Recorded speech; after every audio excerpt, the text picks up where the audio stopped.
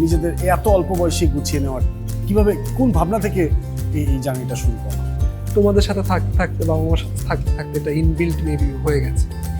এত মানুষের ভালোবাসা, এই সব কিছু মধ্যে একটু কোনো প্রেশার ফিল হয় না? এই কয়েকদিন ধরে একটা ফিলিংস কাজ করে ভেতরে যে এত ভালোবাসা পাওয়ার যোগ্য আমি কি না।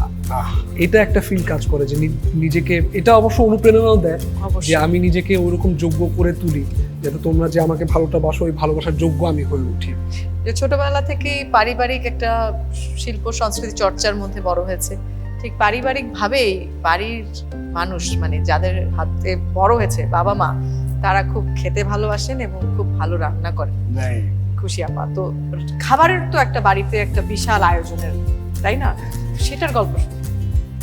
মাই সব রান্না করে সবসময়, তোমরা জানো। মার আমার বেশি পছন্দ খিচুড়ি রান্নাটা।